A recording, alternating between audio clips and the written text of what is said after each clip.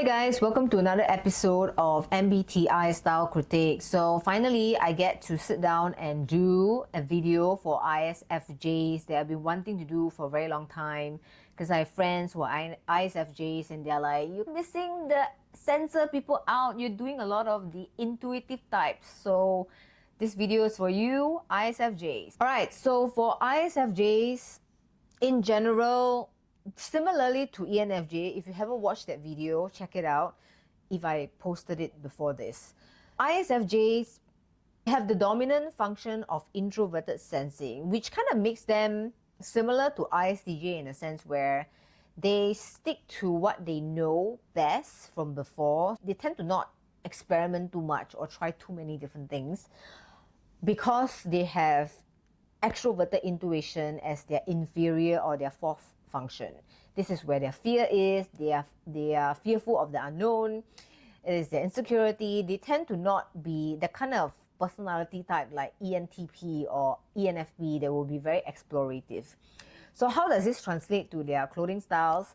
I think for ISFJs it's quite unique because maybe it's my personal experience with the ISFJs around me. They tend to be really fashionable, and what I mean by fashionable is that they are not your classic, conventional, very demure looking personality type, which we would assume the ISFJs to be like. Now, I'm just going to give an overview why sometimes certain MBTI type do not dress the stereotype that I've mentioned is because they are probably tapping into the different sides of their mind. So if you are unfamiliar with the concept, the four sides of the mind, this is introduced by C.S. Joseph, Dr. John Beebe's work, if I'm not mistaken. So essentially what it's saying is that in every one of us, the test, the assessment that we take, what our personality is, that's our ego. It's only one part of the mind. There's three other parts. Depending on your nurture, depending on your upbringing, what you go through in your childhood, your environment, you can have different focuses. You may be an ISFJ, but you can be focused on your subconscious, you can be focused on your shadow. And so I think that is when your style can deviate a little. Let's go back to the main part of what this video is all about. ISFJs, what are their nicknames? I think that's important for me to mention. So J nicknames. The nurse. The nurse is the character, right? So 16 personalities sometimes really stereotype MBTI to the point that they come up with these famous, iconic characters that you would know. Oh, INFJ is like an old man, it's like a sage. So wise and so old. The old souls. And I think the ENTP is quite funny because they really look like they are not someone that you really want to hang out with. Sorry. And then for ISFJ, the avatar or the cartoon is actually a nurse. Okay, it's a nurse. It doesn't mean that it's a female, it's a feminine MBTI type. Oh, it could be, but we're not going to go there. But they're just the nurturing, the defender, supporter, the protect, the one that's going to be there to fight for you. And that's what ISFJs is all about. Unlike ENFJ, they are the idealist type. ISFJ is considered the guardian type. So they are more sensor, more concrete, affiliative, similar to ENFJs. It's just that introverted sensing is their hero function and extroverted feeling is their second function. But I think a lot of women, based on the survey at least, the majority of women are ISFJs, and then only 8, don't quote me because this is what I got from the article, is that 8% are actually men in terms of ISFJs. I don't think it's a very typical men MBTI type. Obviously, we can stereotype and say like the most masculine MBTI type would be ESTP, maybe ENTJ. Yeah, ENTJ for sure. So if you're ENTJ women, you will be seen as a little bit out of norm because you're not like a conventional, traditional feminine type. So ISFJ, I believe they are under the category of that conventional feminine type alongside ENFJ and ESFJ. So going back to how this translates into their personal style or clothing choices, I think similarly to ISTJs, they focus on what has worked for them. So they tend to hold on to styles that would somehow give them a signature look. It's not going to be too far from what they already are. They don't try to always suddenly look feminine, the next day look gothic, then the next day they look like they are in like utility style. They always switch up their look. I think that is ISFJ that has broken into their subconscious, becoming extremely creative. But for ISFJs, I believe they have their own signature style. And because they have extroverted feeling, which is the harmony function about social environment, the values, whether everybody is united, this is where they also try to conform or understanding social norm. They don't try to dress things that are too outstanding, too individualistic, because their goal is not to make people feel uncomfortable.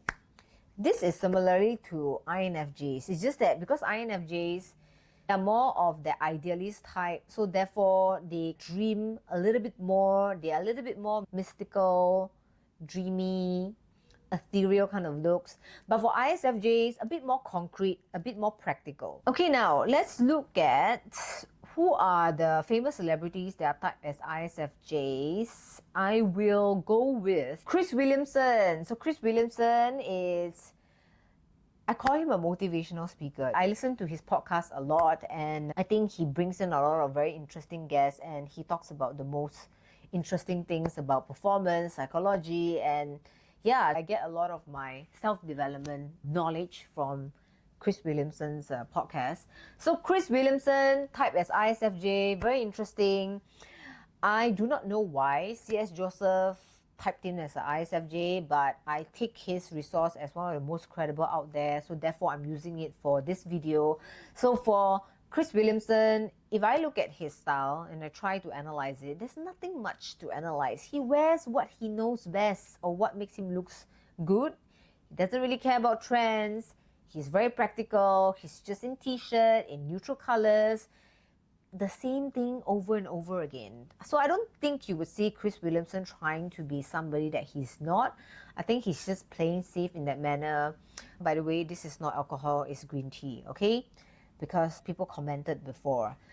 Yeah, so his looks, commercial, conforming to society, super acceptable, jeans, casual, relaxed, makes people look at him and feel comfortable. It's just very practical.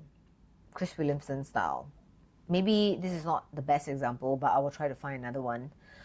Oh, let's talk about Elvis, shall we? Elvis is ISFJ style. I mean, Elvis is, it's hard for us to just dictate what the style really is, because Elvis, of all times, we know that he's a fashion icon.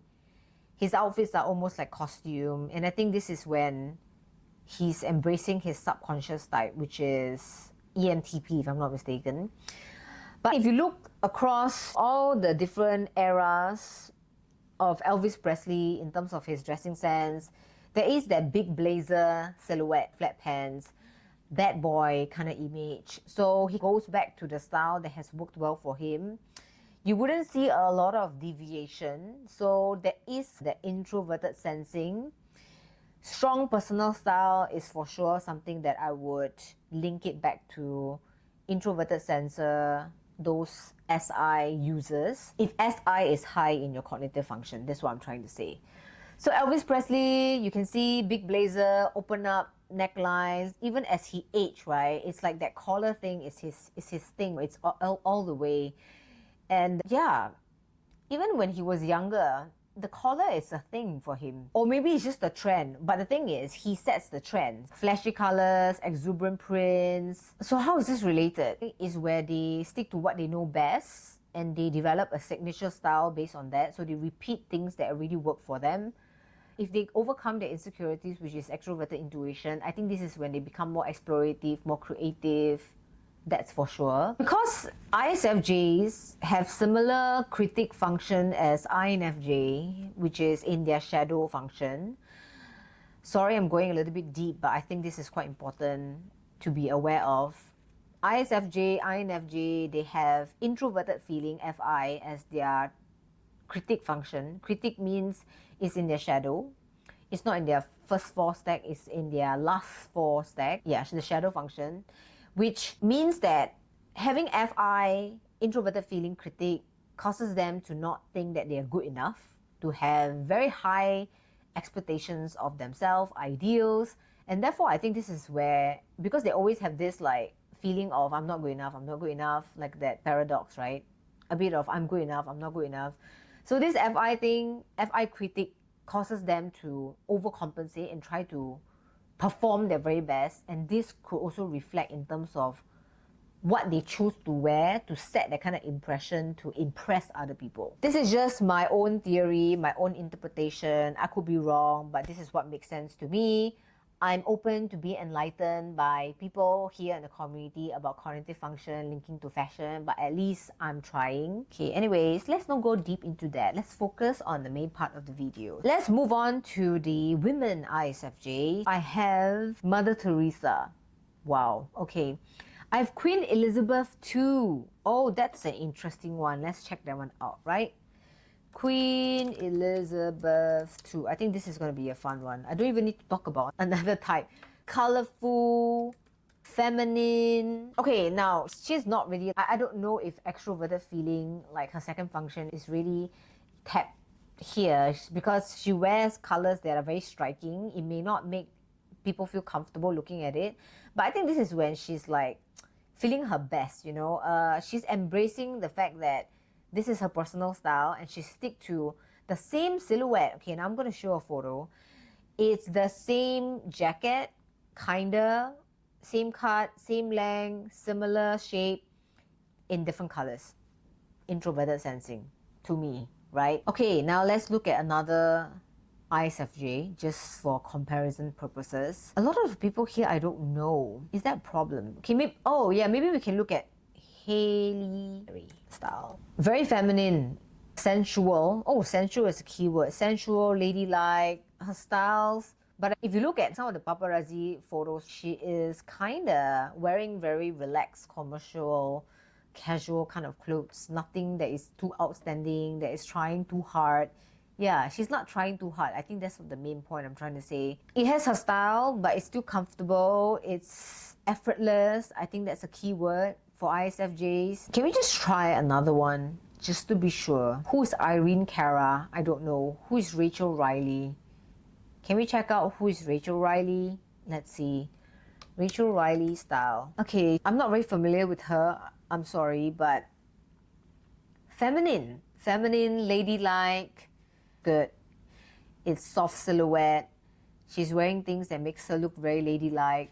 Probably styled by a stylist, but doesn't matter. Maybe they know what looks best on her. Yes, this is another look. A slightly draped dress in safe colors and showcases her curves, which is pretty feminine. She's in prints, quite a fair bit. Another one in prints when she's pregnant. Soft, feminine, ladylike silhouette, alluring, sensual. Okay, now, conclusion. So what do I think of ISFJ style? In general, similar opinion to INFJs, just that for ISFJ, because they're more practical, I'm the kind of person that prefers things that are a little bit more creative, conceptual. So for ISFJ, I think they're playing it safe a little bit, but when they tap into their subconscious, which is their ENTP, that's when I'm very drawn to their style because they show a bit of character, bold, tiny bit of rebellion. I think that's when you add flavor to your look. But I really appreciate the fact that they try to keep things practical, still try to conform to society, not making people feel comfortable. They have their own sense of style. They know what works and they stick to it, therefore creating a signature style that people can recognize. So that's what we can learn from ISFJs for sure. Anyways, guys, I hope you found this useful and please help me like and share because this will help me to continue to bring all these insights to the world, and I really appreciate your time to watch it all the way. Thank you guys for watching and I'll see you in the next video. Bye.